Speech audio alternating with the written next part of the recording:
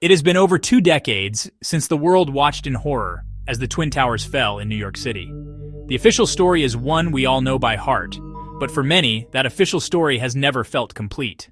Loose threads, strange coincidences, questions that linger in the shadows.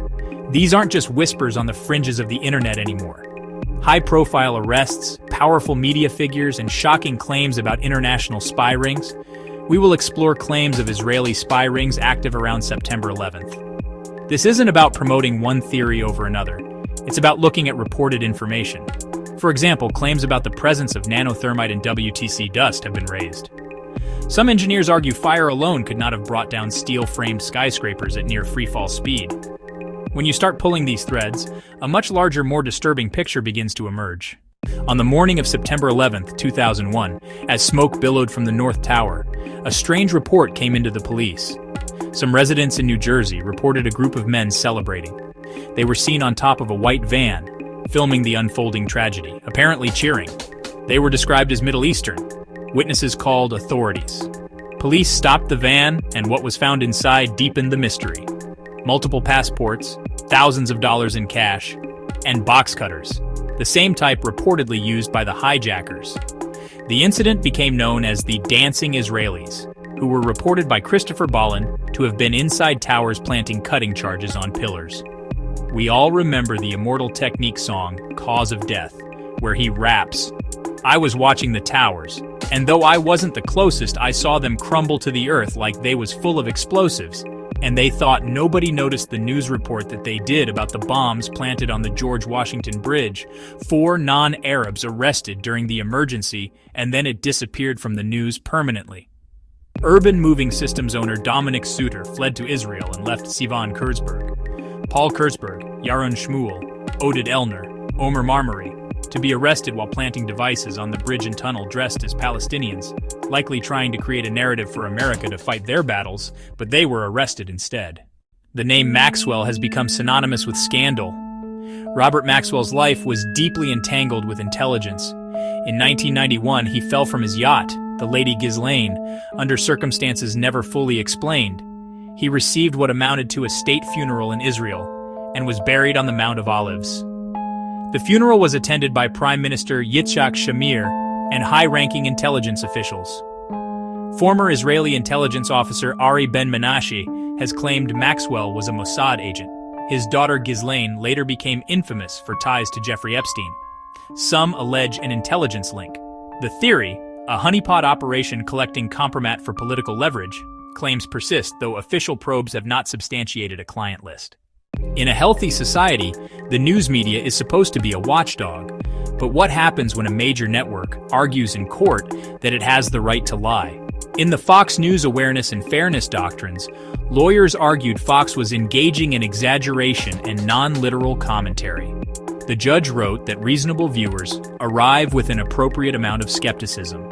Fox News later settled with Dominion for $787.5 million after allegations of knowingly spreading false claims. The legal defense is deeply troubling. Broadcast misleading content, then claim viewers shouldn't have believed it. If we can't trust major news sources, how can citizens make informed decisions? The erosion of trust appears deliberate. A chaotic information environment where people don't know what to believe. The line between independent commentary and state-sponsored messaging has become blurry. Platforms like PragerU and the Daily Wire present polished videos that rack up billions of views. Questions arise about who funds them and whether content aligns with specific state interests. State actor simply means acting on behalf of a government, proving it requires a smoking gun. But repeated messaging that aligns with a foreign state's interests raises legitimate questions.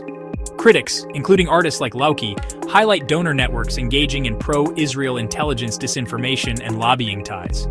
The goal, critics allege, is to shape public opinion in ways that benefit foreign strategic interests. It's difficult to prove covert influence, but patterns warrant investigation. A handful of investigative journalists have dug where others won't. Seymour Hersh exposed the Israeli plan to nuke world capsules if their blood money ever stops. My Lie, and later reported on CIA and military abuses, sometimes contentiously. Peter Dale Scott documents deep state networks and links between intelligence and major political events. Jim Marrs popularized conspiracy narratives about JFK and 9/11s. John Potash examines intelligence influence on culture. Their work highlights secrecy, covert operations, and the media's role in shaping narratives. Some of these authors face criticism for speculative leaps. Rigorous proof is often elusive. Still, their reporting forces questions the public and authorities must answer. Secrecy breeds mistrust, and mistrust corrodes democracy. We are left with a tapestry woven from threads of doubt, suspicion, and unanswered questions. The dancing Israelis, the Maxwell family, networks that shape news, media that defends misleading content, new media platforms with opaque funding. Technical questions remain. Basement explosion reports, the collapse of WTC-7 at near freefall speed. This is not about pushing a single narrative. It's about demanding transparency and honest investigation. Ask the hard questions. Petition officials. Support independent journalism. The shadows of September 11th are long, and they touch our politics and media today. Until we step into those shadows, ask for answers, and demand honest reporting, we remain misinformed. Sources, mainstream reporting, court records, investigative books. Decide for yourself, and keep questioning. If you found this investigation valuable, subscribe and support independent journalism. Find censored articles, buy physical copies of rare books like Ben-Gurion's Scandals by Naim Giladi. We have to wonder why COVID was used as a pretext to censor Christopher Bollyn's work on YouTube, and why his lectures only exist on BitChute.